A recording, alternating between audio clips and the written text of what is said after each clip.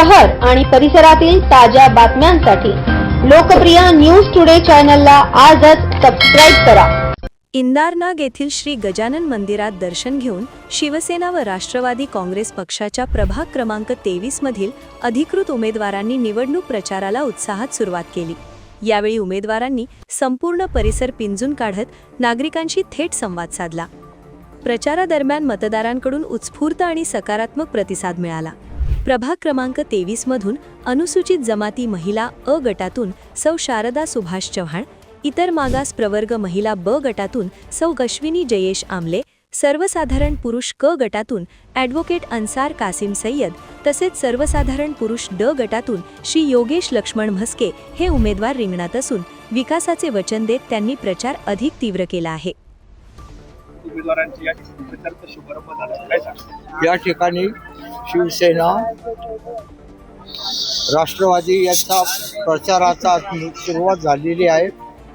आपण सर्वांनी त्या दृष्टिकोनातून प्रत्येकाने आपल्या मनाला त्या उमेदवाराला निवडून द्यायचं असलं तरी प्रत्येकाने मतराज हा राजा आहे, ते योग्य उमेदवाराला या ठिकाणी निवडून देण्यासाठी आपण सगळ्यांनी उपकृत करावे आणि योग्य उमेदवार निवडून दिला तर आपलं कार्यसुद्धा या ठिकाणी योग्य होईल आणि आपल्या समाजाची उन्नती होईल आणि राष्ट्राची एक प्रकारची उन्नती होईल। अशा प्रकारचे हे सगळे उमेदवार असल्यामुळे त्यांना मी सुयश चिंतितो आणि पुढील वाटचालीसाठी भगवंताचरणी प्रार्थना करतो। तुमचं नाव आणि कुठं राहतात?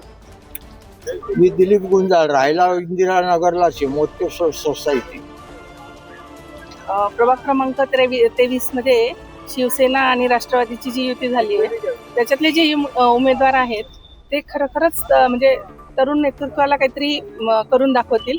त्याच्यामुळे सगळ्यांना विनंती आहे की सगळ्यांनी जे हे उमेदवार आहे राष्ट्रवादी आणि शिवसेनेचे त्यांना चांगल्या मतांनी निवडून द्यावं। धनुष्यवान। आणि माझं नाव कांचन आहे रे, आम्ही इंदिरानगरमध्येच राहायचो पहिले, आता टागोर नगरमध्ये राहायला लागलो।